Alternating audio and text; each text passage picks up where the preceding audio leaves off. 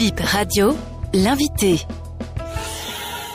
Yaya Garba, président de la Fédération béninoise de pétanque. Le championnat du monde de pétanque démarre en septembre 2023 au Bénin. Où en sommes-nous pour les préparatifs? La préparation du mondial que le Bénin veut abriter du 8 septembre au 17 septembre. On a déjà mis toutes les sous-commissions, 10 sous-commissions en place. La sous-commission sélection nationale, la sous-commission infrastructure, accueil, hébergement, restauration, marketing, communication. En ce qui concerne l'infrastructure, ils ont confié à Sirat et Sirat a déjà désigné une entreprise pour mettre en place le terrassement de l'emprise. La fédération internationale est venue par 2 fois tenir des réunions conjointes avec le ministre et nous-mêmes pour voir à quel niveau nous nous trouvons en ce moment. Donc voilà globalement en termes de préparation ce qui va être fait. Dans le rang des guépaboulistes, comment et où se déroulent les stages de préparation? Il y a un centre international de formation à Calavi, à Djadjo plus précisément. Donc c'est dans ce centre que l'équipe nationale est en train de faire sa mise au vert. On avait fait une première mise au vert de 17 jours. Ensuite,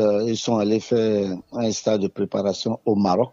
Ils sont entrés là. Ils vont faire le stage tournant au niveau de toutes les ligues régionales. Ensuite, ils seront à Lomé et ainsi de suite. Et le Bénin sera représenté par les mêmes joueurs ayant participé à l'édition de 2016 ou y a-t-il de nouveaux boulistes? Non, il y a un seul rescapé qui est le capitaine de l'équipe Bio Marcel, qui avait participé à l'expédition de Madagascar. Mais les autres, c'est des jeunes joueurs, mais très talentueux quand même. Parce qu'ils ont déjà fait leur preuve à Tunis en 2018 et en Espagne. Donc, c'est avec eux qu'on a fait la dernière Coupe du Monde en Espagne, où nous avons eu la Coupe des Nations, mais renforcée par d'autres jeunes qui sont là. Nous avons aussi des femmes qui sont en préparation, qui n'avaient pas joué à Madagascar parce qu'il n'y avait pas Open des femmes à Madagascar. Mais là, maintenant, elles se préparent aussi. Nous ne sommes pas très avancés au niveau des femmes, mais elles sont là. Nous avons 8 femmes. Donc, nous pouvons dire qu'ils sont prêts pour participer à ce mondial.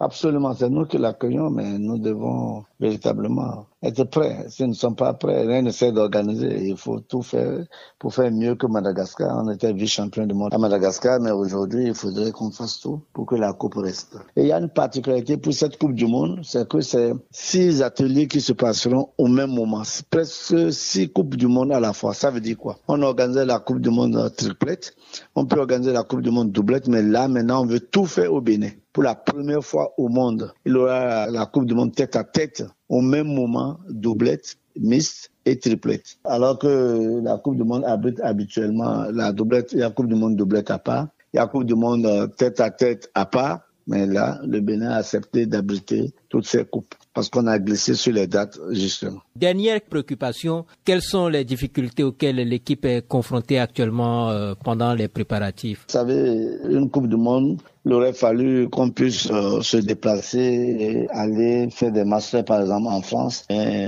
on n'a pas suffisamment de moyens. Ils sont allés au Maroc, envoyer 15 personnes dans un stade de formation pendant 8 jours, une dizaine de jours au Maroc. Il aurait fallu qu'on puisse aller en France, qu'on puisse aller aussi dans d'autres pays. Mais il y a la question de moyens qui se pose un peu. Mais nous sommes fiers du gouvernement parce que nous avons une subvention de 100 millions, on n'a jamais eu ça. 100 millions, c'est beaucoup, mais c'est en même temps pas très suffisant pour faire tout ce qu'on veut. Ça limite les ambitions.